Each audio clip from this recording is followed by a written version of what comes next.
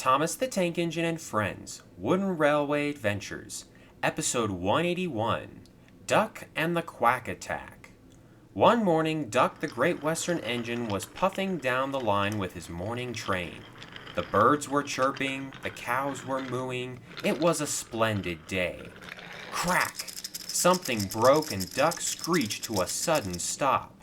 "What was that?" he exclaimed. His driver and fireman got out and looked around. After a few minutes of talking between themselves, they turned to Duck with some bad news. "Your back wheel has cracked," said his driver sternly. "Likely due to some debris on the line back there. We'll have to get this fixed up immediately." "Well, that can wait," said Duck quickly. "I need to get my passengers to the station." His fireman chuckled. "You won't be going anywhere with a broken wheel," he smiled. "It's best if we just wait for some help to come along." Duck sighed and let off a billowing cloud of steam. The once pleasant cows were becoming rather annoying. They wouldn't stop mooing no matter how hard he tried to wheesh at them. "This is ridiculous," he finally admitted. "I'm not going to let a small imperfection keep me from doing my job." His driver and fireman barely climbed aboard in time as Duck slowly puffed away. It was a hard and slow journey, and Duck's crew spent the majority of the time yelling at their engine to stop immediately. At last, although he was very late indeed, Duck finally made it to Tidmouth Station where Henry was waiting. "Where have you been?" he asked impatiently. "I had a slight mechanical problem," gasped Duck.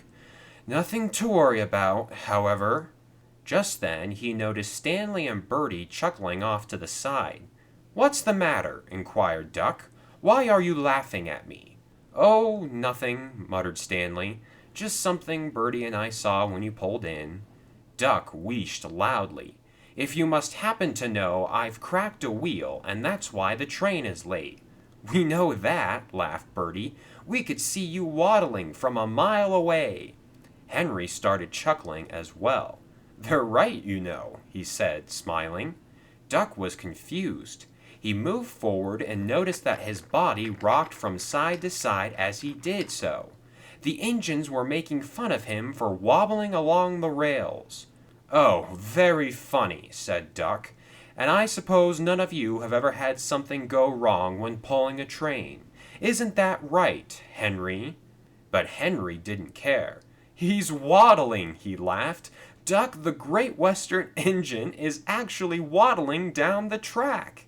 The engines burst out into laughter, and Duck puffed away as fast as his crooked wheel could carry him. That night, instead of joining his friends at the sheds, Duck chose to spend the evening alone at Ulstead Castle. He was incredibly embarrassed by what had happened. "Of course it had to happen right in front of Henry," he muttered to himself.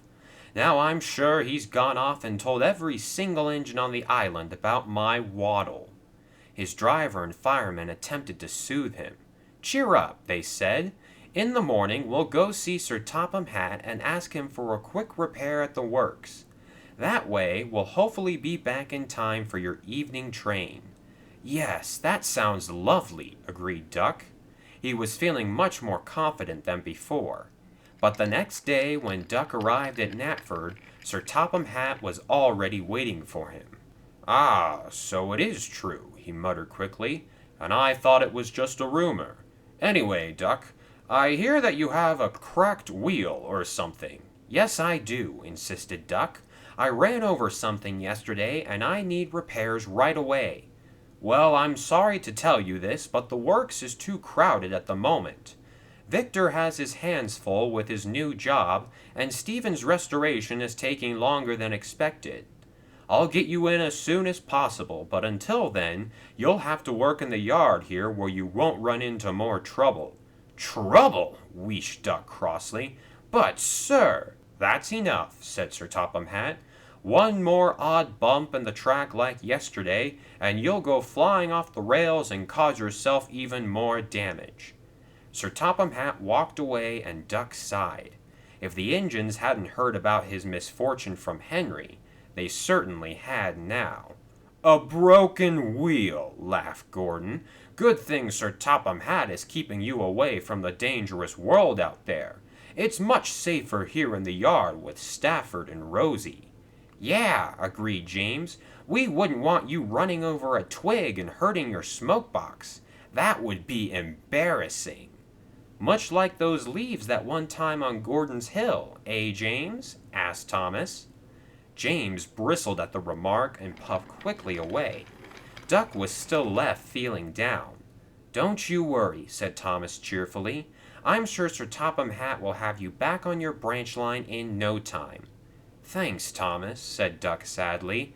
No offense to your coaches or anything, but the yard is the last place I want to be right now.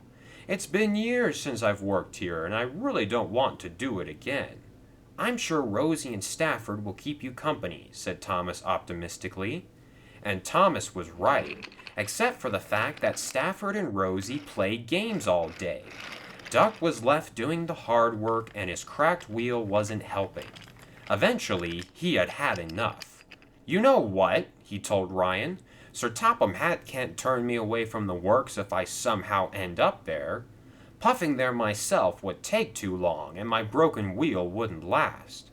But if someone gave me a big push off of a tall hill, then I might just be able to use the momentum to carry me there.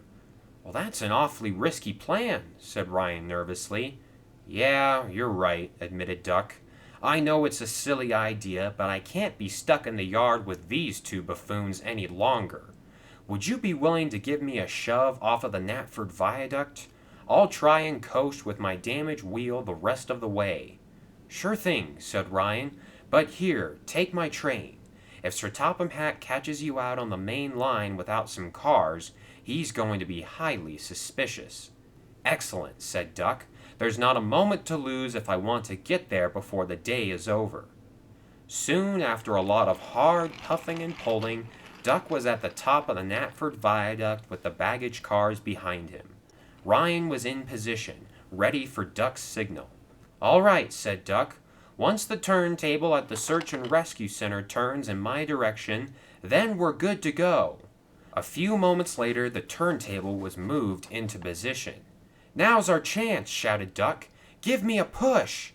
Ryan blew his whistle and raced forward into the back of Duck's train, which sent him flying down the track and across the turntable. But the car's momentum was much stronger than he had anticipated, and Duck struggled to regain control of the train. No, I missed the turn, he shouted. He ended up overturning into Farmer McColl's duck pond not far from where he had originally started. Quack, quack, came a voice.